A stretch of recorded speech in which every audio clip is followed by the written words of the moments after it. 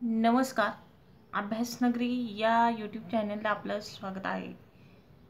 कालच शिक्षक भरतीच्या निवड याद्या लागलेल्या आहेत आणि सगळ्यांच्या चेहऱ्यावर आनंद गगनात मावत नाही. तुम्हाला माझ्या चेहऱ्याकडे बघूनही वाटत असेल की आनंद गगनात मावत नाही. इतका आनंद मला झालेला आहे आणि प्रत्येकाचं सिलेक्शन झालं असेल.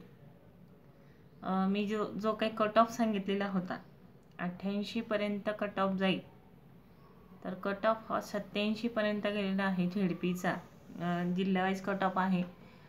87 पेक्षाही कमी असेल कदाचित, पण मला भीती होती की माझं सिलेक्शन होतं की नाही. पण माझं सिलेक्शन झालेलं आहे. 1 ते 5ला कोल्हापूर जिल्ह्यामध्ये माझं सिलेक्शन झालेलं आहे. आता फक्त कागदपत्र चेकिंग करण्याची वेळ आणि तारीख दिनांक वगैरे ते कळलं की मग कागदपत्र चेकिंगला जाऊ. पण अजूनही मला असं वाटतं की गोष्ट गुलदस्त्यात ठेवावी, ती कोणालाही सांगू नये. पण एक सबस्क्रायबरचा परिवार इतका मोठा आहे, जवळजवळ 4000+ सबस्क्रायबर आहेत. ST कॅटेगरीचे बरेच असतील, बरेच पैसा क्षेत्रातले असतील. काल जेव्हा याद्या लागल्या 12 वाजता 1 ते 1:30च्या दरम्यान मी यादी बघितली आणि लॉग इन केलं पहिले. तर लॉग इनला मला ते बघता आलं नाही. म्हटलं निवड झालेली आहे पण बघता येत नाही. सिलेक्शन झालेलं असेल पण मला ते बघता आलं नाही आणि मी सकाळपासून ट्राय करते आहे, तर ते OTP येत नाही, लॉग इन होत नाही. तर म्हटलं मग यादीत बघूया. मग यादी चेक करायला घेतली. प्रत्येक यादी डाउनलोड करावी लागली होम पेजला जाऊन. TRTचं जे काही पोर्टलचं पेज आहे त्या पेजला यादी होती आणि जनरलची यादी, झेडपीची विदाऊट इंटरव्ह्यूची यादी मी जेव्हा डाउनलोड केली, 50% डाटा तिथे संपलेला होता. आणि त्यानंतर म्हटलं मग आता आपण एक एक जिल्हा बघूया.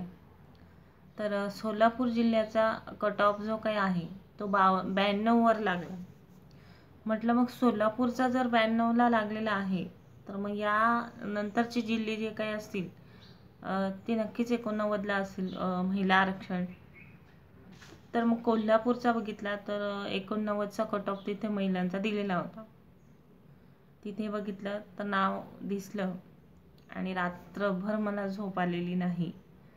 इतका प्रचंड आनंद मला झालेला आहे. म्हणजे प्रत्येकालाच झालेला असेल की सिलेक्शन यादीत नाव येणं, परीक्षेचा अभ्यास करणं, त्यानंतर फॉर्म भरणं, प्रमाणपत्र भरणं, कागदपत्र पुन्हा पुन्हा बघणं, किंवा काही इन्फॉर्मेशन TITची देणं, किंवा TITचा अभ्यास कसा करायचा, हे मी परीक्षा होण्याच्या आधीपासून प्रत्येकाला सांगते आहे की मी काय अभ्यास करते आहे किंवा मी काय अभ्यास केलेला आहे. ज्या आता आठवतं, ज्यावेळेस TITचा पेपर दिला, 1 वर्ष झालं त्या गोष्टीला. 26 तारीख आहे, 24 फेब्रुवारीला पेपर दिला आणि आज 1 वर्षानंतर मला त्या परीक्षेचं फळ, हे गोड असं फळ मिळालेलं आहे. म्हणजे कष्टाचं फळ म्हणतो आपण, ते मिळालेलं आहे. प्रत्येकालाच मिळालं असेल, काहींना मिळालं नसेल. पण विदाऊटला तुमची सिलेक्शन झालं नसेल तर विथला नक्कीच होईल, कारण बरेच विद्यार्थी हे 1 ते 5ला सिलेक्ट झालेले आहेत. आणि कोल्हापूर जिल्हा मिळालेला आहे. फर्स्ट टाईम मी कोल्हापूरला जाणार आहे कागदपत्र चेकिंगसाठी. मी गेल्या वयाच्या 30 वर्षापर्यंत किंवा आता जे काय वय चालू आहे तोपर्यंत मी कधीच कुठे बाहेर गेलेली नाही. मला भीती एक होती की आपण सिंधुदुर्ग जिल्हा निवडलेला आहे, रत्नागिरी जिल्हा निवडलेला आहे, मग तिथे नंबर लागला तर काय, पाऊस इतका पडतो की तिथे नंबर लागला तर काय. पण नाही, देवाला काळजी होती. कोल्हापूर जिल्ह्यात नंबर लागलेला आहे, काहीच हरकत नाही. माझ्या जिल्ह्यापासून कोल्हापूरला जाण्यासाठी तब्बल 11 तासाचा प्रवास आहे. काही पण असो, आज 1 पैसाही न खर्च करता कष्टाचं चीज झालेलं आहे आणि स्वकष्टाने परीक्षा दिलेली आहे. कुठल्याही प्रकारचा क्लास लावलेला नव्हता आत्तापर्यंत आणि क्लास लावला नव्हता. स्वतः अभ्यास केलेला आहे. स्वतः माझ्या मोबाईलने मला मदत केलेली आहे आणि एका